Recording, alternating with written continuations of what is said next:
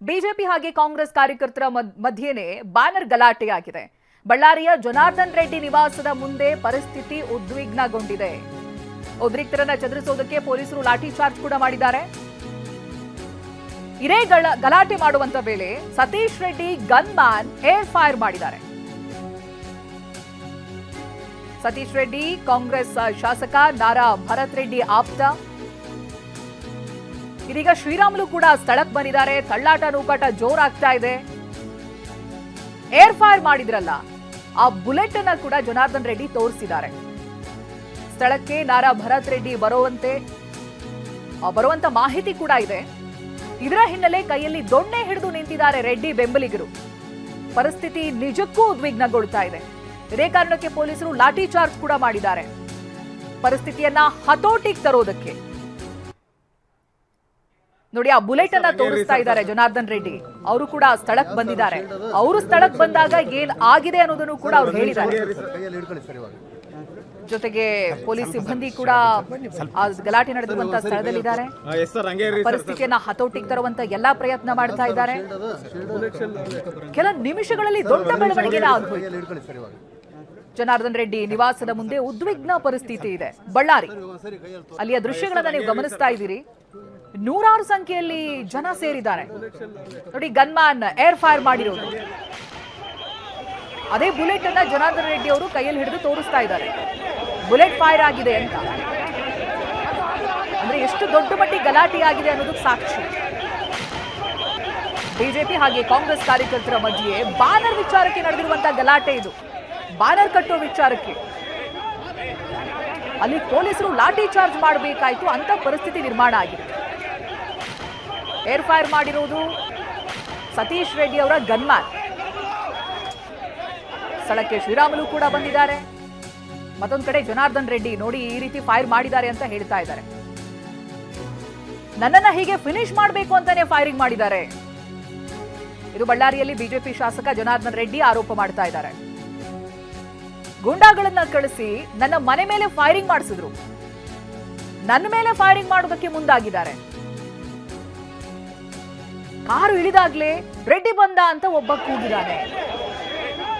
ಅನಂತರ ಫೈರಿಂಗ್ ಮಾಡೋ ಪ್ರಯತ್ನ ಮಾಡಿದ್ದಾರೆ ನನ್ನ ಮೇಲೆ ಅಂತ ಜನಾರ್ದನ್ ರೆಡ್ಡಿ ಆರೋಪ ಮಾಡಿದ್ದಾರೆ.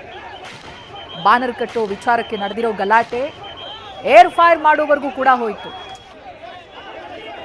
ಅದನ್ನೇ ಈಗ ಜನಾರ್ದನ್ ರೆಡ್ಡಿ ಅವರು ಕೈಯಲ್ಲಿ ಹಿಡಿದು ತೋರಿಸ್ತಾ ಇದ್ದಾರೆ. ನೋಡಿ, ಬುಲೆಟ್ ಹಾರಿಸಿದ್ದಾರೆ ಅಂತ.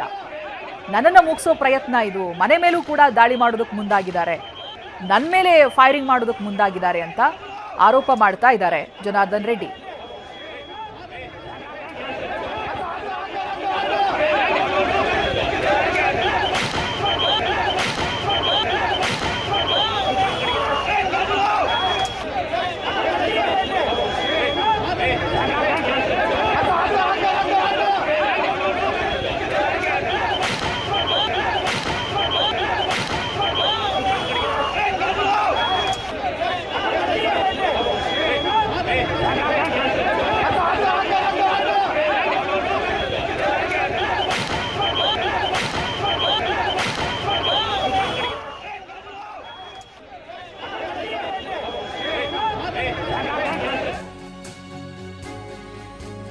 ನಾನು ಕಾರ್ನಿಂದ ಇಳಿದ ಮೇಲೆ ಫೈರಿಂಗ್ ಆಗಿದೆ, ಫಿನಿಶ್ ಮಾಡಬೇಕು ಅಂತ ಫೈರಿಂಗ್ ಮಾಡಿದ್ದಾರೆ. ಇದು ಜನಾರ್ದನ್ ರೆಡ್ಡಿ ಅವ್ರು ಮಾಡ್ತಾ ಇರುವಂತ ಆರೋಪ. ನನ್ನನ್ನ ಮುಗಿಸೋ ಪ್ಲಾನ್ ಇದು ಅಂತ ಹೇಳ್ತಾ ಇದ್ದಾರೆ. ಗೂಂಡಾಗಳನ್ನ ಕಳಿಸಿ ನನ್ನ ಮನೆ ಮೇಲೆ ಫೈರಿಂಗ್ ಮಾಡಿದ್ರು, ನನ್ನ ಮೇಲೂ ಕೂಡ ಫೈರಿಂಗ್ ಮಾಡೋದಕ್ಕೆ ಮುಂದಾಗಿದ್ದಾರೆ ಅಂತ. ಕಲ್ಲು ತೂರಾಟ ಕೂಡ ನಡೀತಾ ಇದೆ ಅನ್ನೋದು ಗೊತ್ತಾಗ್ತಾ ಇದೆ. ತಂದೆ ನಾರಾಯಣ ರೆಡ್ಡಿ ಅವರಿಬ್ಬರು ಸೇರಿ ಇವತ್ತು ಇಡೀ ಕಾಂಗ್ರೆಸ್ ಪಕ್ಷ ಇವತ್ತು ನನಗೆ ಒಂದೊಂದು ರೀತಿಯಲ್ಲಿ ಅನುಮಾನ ಬರುವಂಥದ್ದಂದರೆ ಈ ರಾಜ್ಯದ ಮುಖ್ಯಮಂತ್ರಿ ಸಿದ್ದರಾಮಯ್ಯನವರು ನನ್ನ ಮೇಲೆ ಹಿಂದೆ ಮಾಡಿರುವಂಥ ಪಾದಯಾತ್ರೆಗಳು ಹೋರಾಟಗಳು ಇದು ಸಾಕಾಗಿದ್ದಂಗೆ ಏನಾದರೂ ನನ್ನನ್ನು ಇವತ್ತು ಈ ರೀತಿಯಾದರೂ ಫಿನಿಶ್ ಮಾಡಬೇಕು ಅಂತೇಳಿ ಮನೆ ಮೇಲೆ ಇವತ್ತು ಗೂಂಡಾಗಳನ್ನು ರೌಡಿಗಳನ್ನು ಕಲಿಸಿ ಈ ರೀತಿ ಇವತ್ತು ಫೈರಿಂಗ್ ಮಾಡುವಂಥ ಒಂದು ಸ್ಥಿತಿಗೆ ತಲುಪಿದೆ ಅಂತಂದರೆ ಈ ಹಿಂದೆ ಕೂಡ ಇಂಥ ಒಂದು ಭಯಾನಕವಾಗಿ ಇವತ್ತು ಆಗಿದ್ದಿಲ್ಲ, ಇವತ್ತು ಆಗಿರುವಂಥ ಒಂದು ಘಟನೆ. ಇದು ಹತ್ಯೆ ಸಂಚು ಅಂತ ಹೇಳ್ತೀರಾ ಸರ್ ನೀವು? ಸರ್, ಇದು ಹತ್ಯೆ ಸಂಚು ತಾವೇ ಹೇಳಿ. ನಾನು ಇವತ್ತು ಮನೆ ಮುಂದೆನೇ ತಾವೆಲ್ಲ ನೋಡ್ತಾ ಇದ್ದೀವಿ. ಅವ್ನು ಸತೀಶ್ ರೆಡ್ಡಿ ಪ್ರೈವೇಟ್ ಗನ್ಮೆನ್ಗಳನ್ನ ಕರ್ಕೊಂಡು ಬಂದು ಕಾನೂನಿಗೆ ಪೂರ್ತಿ ವಿರುದ್ಧ. ಪ್ರೈವೇಟ್ ಗನ್ಮ್ಯಾನ್ಗಳು ಇಟ್ಕೊಳ್ಳುವಂಥದ್ದು ಪೂರ್ತಿ ಕಾನೂನಿಗೆ ವಿರುದ್ಧ. ಪ್ರೈವೇಟ್ ಗನ್ಮ್ಯಾನ್ಗಳನ್ನ ತೊಗೊಂಡು ಬಂದು ಈ ರೀತಿ ಬುಲೆಟ್ಗಳನ್ನ ಹಾರಿಸಿ ಇವತ್ತು ನಾನು ಕರೆಕ್ಟಾಗಿ ನಾನು ಬಂದು ಕಾರಲ್ಲಿ ಇಳಿದೀನಿ, ಫೈರಿಂಗ್ ಸ್ಟಾರ್ಟ್ ಆಗಿದೆ. ಭಾಳ ರೌಂಡ್ಗಳು. ನಮ್ಮವರು ಮೋಸ್ಟ್ಲಿ ವಿಡಿಯೋ ಕೂಡ ಮಾಡಿರ್ಬೇಕಂತ ಅಂದ್ಕೊಳ್ತೀನಿ. ವಿಡಿಯೋ ಮಾಡಿದರೆ ದಯಮಾಡಿ ನಮ್ಮವರು ಯಾರು ವಿಡಿಯೋ ಮಾಡಿದ್ದಾರೆ ಅದನ್ನು ಮೀಡಿಯಾದವ್ರು ಕೊಟ್ಬಿಡಿ ನೀವು.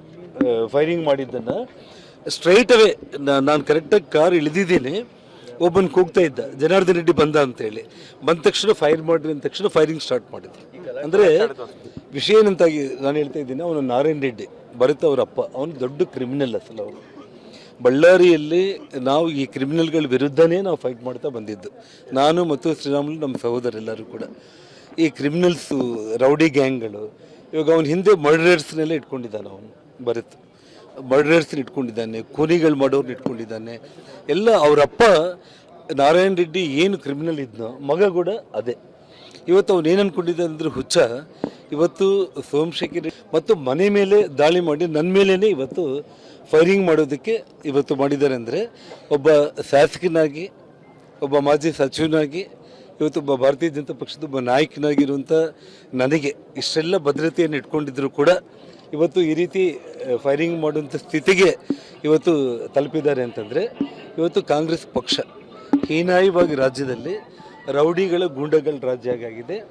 ಏನು 25 ವರ್ಷಗಳ ಹಿಂದೆ ಈ ರೌಡಿ ಸಾಮ್ರಾಜ್ಯಗಳನ್ನ ನಾವು ಅಂತ್ಯ ಮಾಡಿದ್ದೀವೋ, ಇವತ್ತು ಇನ್ನೊಬ್ಬ ರೌಡಿ ಈ ಬಳ್ಳಾರಿ ನಗರದಲ್ಲಿ ಇವತ್ತೇನು ಅವನು MLA ಆಗಿ ನನ್ನ ಮನೆ ಮೇಲೇ ಇವತ್ತು ರೌಡಿಗಳನ್ನ, ಗ್ಯಾಂಗ್ಗಳನ್ನ ಕಳಿಸಿ ಪೋಸ್ಟರ್ ನೆಪದಲ್ಲಿ ಫೈರಿಂಗ್ ಮಾಡೋ ಹಂತಕ್ಕೆ ಅವ್ನು ರೀಚ್ ಆಗಿದ್ದಾನೆ ಅಂತಂದರೆ ಇವತ್ತು ಎಷ್ಟು ಕಾನೂನು ಹದಗೆಟ್ಟಿದೆ ಅನ್ನೋದು ಒಂದು ಲೆಕ್ಕ. ಘಟನೆಗೆ ಸಂಬಂಧಪಟ್ಟ ಹಾಗೆ ಪ್ರತಿನಿಧಿ ವಿನಾಯಕ್ ಮಾಹಿತಿಯನ್ನ ಕೊಡ್ತಾ ಹೋಗ್ತಾರೆ. ವಿನಾಯಕ್, ರಾಷ್ಟ್ರೀಯ ಪಕ್ಷ ಅಂತ ಹೇಳಿದ್ಮೇಲೆ ಕಾರ್ಯಕರ್ತರ ಗಲಾಟೆಗಳಿದ್ದಿದ್ದೆ, ವಾಗ್ವಾದ, ಕೈ ಮಿಲಾಯಿಸುವುದು ನೋಡ್ತಾ ಇರ್ತೀವಿ ಸಭೆಗಳಲ್ಲೆಲ್ಲ.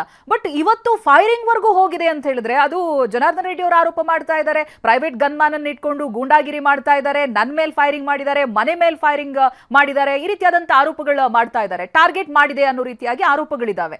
ಏನಾಗಿದ್ದು, ಯಾರು ಆರಂಭ ಮಾಡಿದ್ರು, ವಿವರವಾಗಿ ಹೇಳುದಾದ್ರೆ ವಿನಾಯಕ್.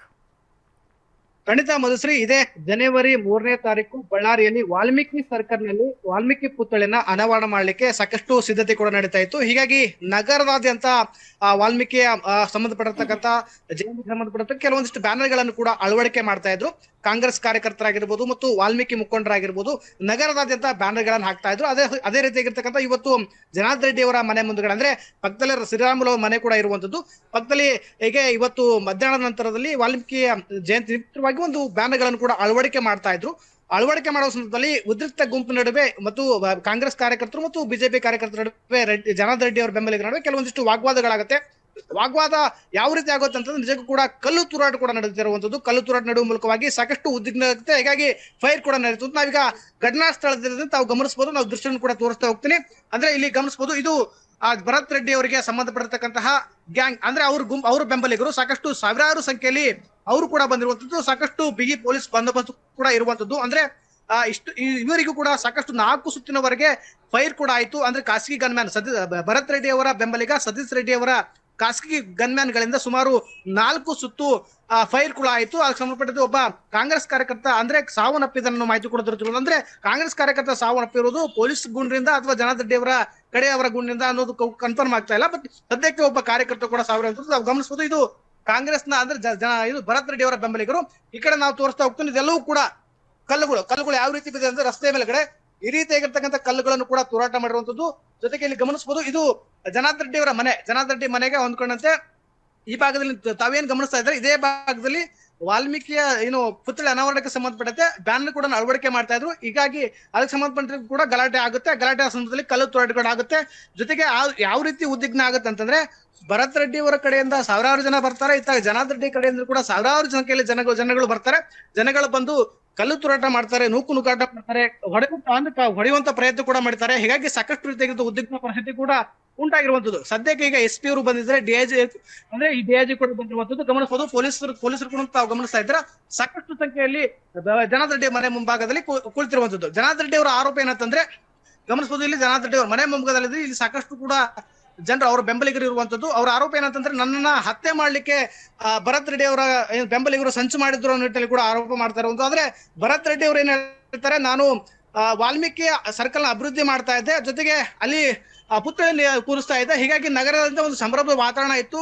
ನಾನು ಸಾಕಷ್ಟು ನಗರದಲ್ಲಿ ಅಭಿವೃದ್ಧಿ ಕಾರ್ಯಗಳನ್ನ ಮಾಡ್ತಾ ಇದ್ದೇನೆ, ಅದನ್ನ ಜನಾರ್ದನ್ ರೆಡ್ಡಿ ಅವರಿಗೆ ಸಹಿಸಿಕೊಳ್ಳಕ್ ಆಗ್ತಿಲ್ಲ ಅನ್ನೋ ಕೂಡ ಆರೋಪ ಮಾಡ್ತಾ ಇದ್ದಾರೆ. ಹೀಗಾಗಿ ಇವತ್ತು ನಡೆದಿರ್ತಕ್ಕಂಥ ಒಬ್ಬ ಕಾಂಗ್ರೆಸ್ ಕಾರ್ಯಕರ್ತನ ಹತ್ಯೆಗೆ ನೇರ ಕಾರಣ ಜನಾರ್ದನ್ ರೆಡ್ಡಿ ಅವರ ಮಾತನ್ನು ಕೂಡ ಹೇಳ್ತಾ ಇರುವಂತದ್ದು. ಅಂದ್ರೆ ಜನಾರ್ದನ್ ರೆಡ್ಡಿ ಅವರ ಬೆಂಬಲಿಗರಿಂದನೇ ನಮ್ಮ ಕಾಂಗ್ರೆಸ್ ಕಾರ್ಯಕರ್ತ ಒಬ್ಬರು ಸಾವಾಗಿದ್ದಾರೆ ಅನ್ನೋ ಮಟ್ಟಿನಲ್ಲಿ ಕೂಡ ಆರೋಪ ಮಾಡ್ತಾ ಇದ್ದಾರೆ. ಸದ್ಯಕ್ಕೆ ಪ್ರಸ್ತುತವಾಗಿ ಪೊಲೀಸರು ಫೈರ್ ಮಾಡೋದ್ರಿಂದಾಗಿ ಒಬ್ಬ ಸಾವಾಗಿದ್ದ ನಿಟ್ಟಿನಲ್ಲಿ ಕೂಡ ಮಾಹಿತಿ ಬರ್ತಾ ಇರುವಂತದ್ದು. ಆದ್ರೆ ತನಿಖೆ ಆಗಬೇಕಾಗುತ್ತೆ. ಯಾಕಂತಂದ್ರೆ ಬಳ್ಳಾರಿ ನಗರದಲ್ಲಿ ಇಷ್ಟೊಂದು ಅಶಾಂತಿ ನಿರ್ಮಾಣ ಕಾರಣ ಏನು ಮತ್ತು ಖಾಸಗಿ ಗನ್ಗಳು ಎಷ್ಟು ಲೈಸೆನ್ಸ್ ಗಳಿದ್ದಾವೆ ಕೂಡ ಸಾಕಷ್ಟು ತನಿಖೆ ಆಗಬೇಕಾಗುತ್ತೆ. ಯಾಕಂತಂದ್ರೆ ಈ ರೀತಿಯಾಗಿ ಏಕಾಏಕಿ ಓಪನ್ ಪ್ಲೇಸ್ ಗಳಲ್ಲಿ ಫೈರ್ ಮಾಡ್ತಾರೆ, ಕಲ್ಲು ತೂರಾಟ ಮಾಡ್ತಾರೆ, ಹೊಡೆದಾಡ್ತಾರೆ ಅಂದ್ರೆ ನಿಜಕ್ಕೂ ಕೂಡ ಇದು ದುರ್ದೈವ. ಯಾಕಂತಂದ್ರೆ ಸಾಕಷ್ಟು ಉದ್ವಿಗ್ನ ಪರಿಸ್ಥಿತಿ ಉಂಟಾಗಿರುವಂತದ್ದು ಮಧುಶ್ರೀ.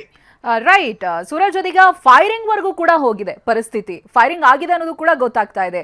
ಅಂತ ಹೇಳಿದ್ರೆ ಅದನ್ನ ಒಂದು ಕಂಟ್ರೋಲ್ ಮಾಡೋದಕ್ಕೆ ಪರಿಸ್ಥಿತಿನ ಪೊಲೀಸರು ಲಾಠಿ ಚಾರ್ಜ್ ಮಾಡೋ ಹಂತಕ್ಕೆ ಹೋಗ್ತಾರೆ ಅಂತ. ಈಗ ಪರಿಸ್ಥಿತಿ ಯಾವ ರೀತಿಯಾಗಿದೆ ಅಟ್ ಪ್ರೆಸೆಂಟ್?